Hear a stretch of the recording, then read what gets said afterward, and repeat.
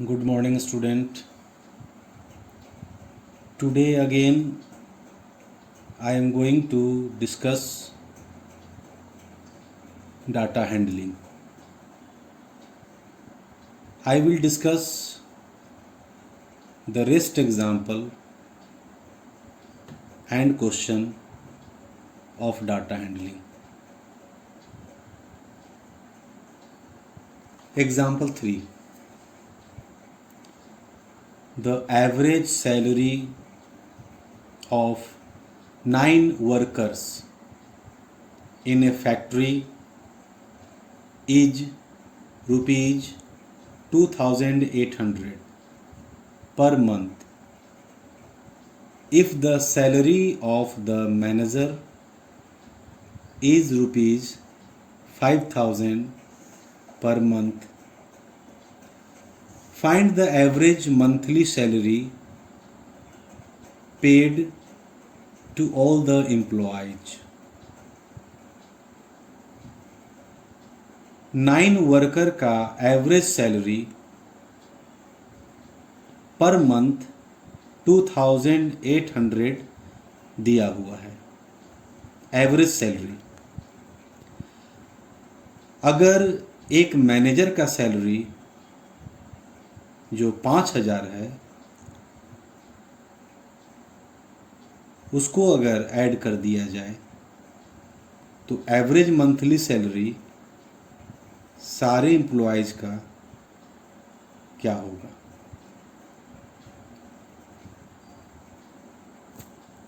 Previous day I have discussed arithmetic mean. The formula of arithmetic mean is sum of all observation divided by number of observation. Sum of all observation divided by number of observation is equal to average. But here average is given. Average of 9 workers. Here 9 workers is number of observation. Number of observation. See here. Average is equal to sum of all observation divided by number of observation. ये formula है। और अगर हमें sum of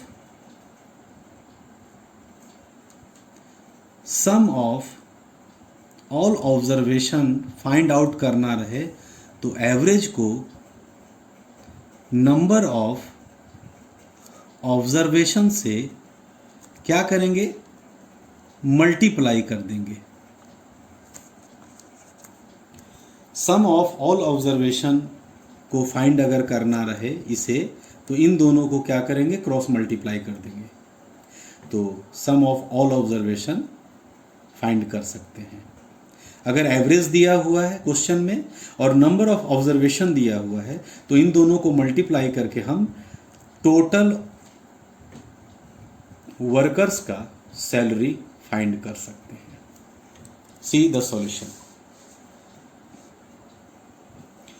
some of the salaries of 9 workers, average 2800 and observation 9।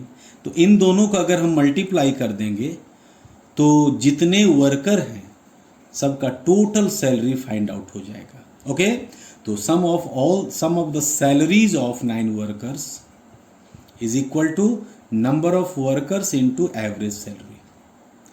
Number of workers is 9 multiply 2800 and we get rupees 25,200। Okay तो 9 worker का salary find out हो चुका। अब एक मैनेजर का सैलरी 5000 है, So I have written salary of the manager rupees 5,000. Total salary of 9 worker and manager. पहले 9 worker अब एक मैनेजर, दोनों के सैलरी को ऐड कर दिया जाए एंड वी गेट 30,200. अब हमें फाइंड करना है कि 9 पहले और 10 वर्कर हो गए मैनेजर को लेकर के. तो average monthly salary of the employees including manager, average monthly salary, पहले 9 वर्कर थे, अब टोटल मैनेजर को लेकर के कितने वर्कर हो गए 10. तो टोटल सैलरी को नंबर ऑफ एम्प्लॉयज से डिवाइड करेंगे, यानी that is sum of all observation. Total salary means sum of all observation and divided by number of employees. तो 30,200 ये 200 है और 10 से डिवाइड करेंगे, ये कैंसिल हो गया, 10 एंड वी गेट 3020 3020.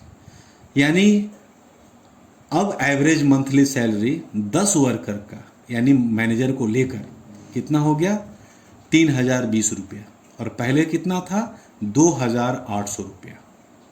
तो इस तरह से हम लोग average monthly salary find out किए. Next example number 4. The mean of 8 observation was found to be 57.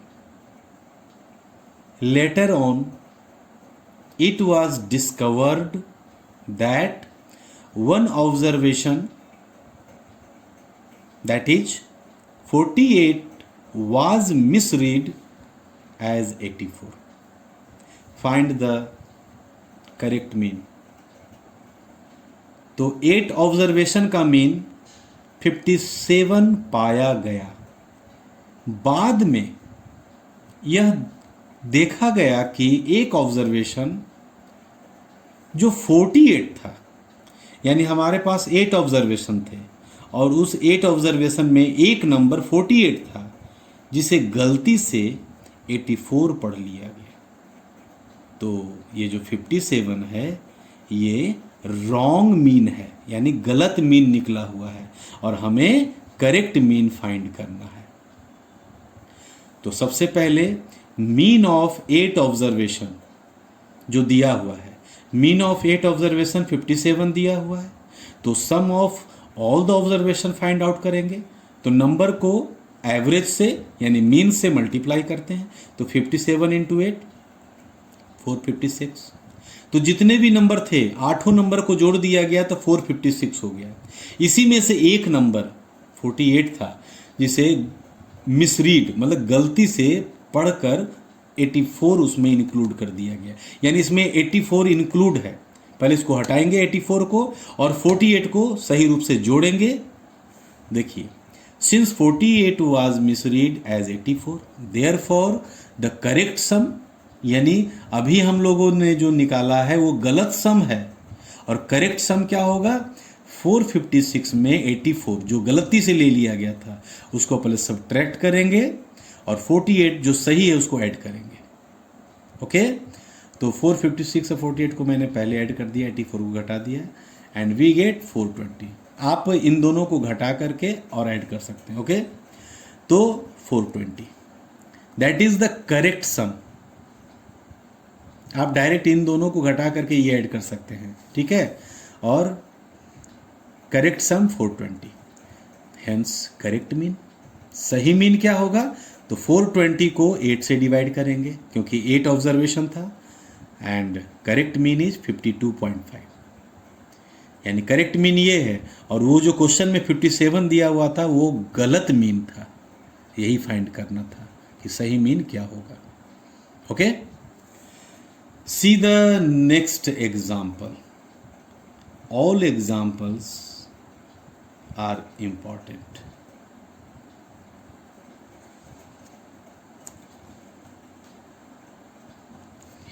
The mean of 7 observation is 25. The mean of first 4 observations is 23. And the mean of last 4 observations is 29. Find the fourth observation. हमारे पास 7 observation है. अगर इस question को समझना है तो आप ऐसे समझिए, यहां ध्यान दीजिए. 1 2 3 4 5 6 7. 1 2 3 4 5 6 7. हमारे पास 7 ऑब्जर्वेशन है और इन सातों का मीन दिया हुआ है 25. इसमें से पहला चार का मीन 23 दिया हुआ है और लास्ट 4 का मीन 29 दिया हुआ है.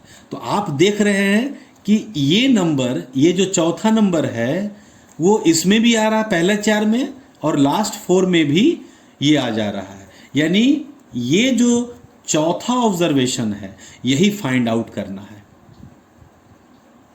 Understand once again. 7 observation are given in question. The mean of 4 observation are given and the mean of last 4 is also given. You have to find fourth observation. तो आप देख रहे हैं ना, पहले 4 में भी ये आ जा रहा है और लास्ट 4 ऑब्जर्वेशन में भी ये आ जा रहा है, यानी यही निकालना है. सी the solution. First, we will write mean of 7 observations is 25. Sum of 7 observation यानी number into average यानी number into mean. 7 into 25 175 यानी सातों नंबर का टोटल सम कितना हो गया 175.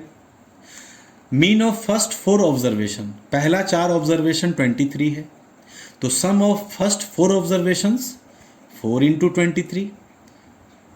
मैं बार बार एक ही चीज़ बोल रहा हूँ, जितने नंबर ऑफ ऑब्जर्वेशन होंगे और जितने मीन होंगे इन दोनों को मल्टीप्लाई करेंगे तो सम यानी sum of all observation find out हो जाता है. तो 4 into 23 92. Also mean of last 4 observation यानी लास्ट का 4 ऑब्जर्वेशन 29 है तो सम ऑफ लास्ट 4 ऑब्जर्वेशन, फिर 4 को 29 से मल्टीप्लाई करेंगे, number of observation into mean and we get 116. यानी इस 92 में चौथा ऑब्जर्वेशन है और इस 116 में भी चौथा ऑब्जर्वेशन है, यानी इन दोनों में चौथा ऑब्जर्वेशन इंक्लूड है. तो इन दोनों को ऐड करेंगे और जो 175 था उसको हम सबट्रैक्ट कर देंगे. सी द फोर्थ ऑब्जर्वेशन, चौथा ऑब्जर्वेशन फाइंड आउट करना है तो पहला 4 ऑब्जर्वेशन का सम और लास्ट 4 ऑब्जर्वेशन का सम दोनों को जोड़ करके और 7 ऑब्जर्वेशन को सब्ट्रैक्ट कर देंगे. 92 plus 116 we get 208 minus 175 and we get 33. यानी चौथा ऑब्जर्वेशन कितना था 33 था. Okay and last question, it is taken from worksheet first and question number 8. The mean of 5 numbers is 27.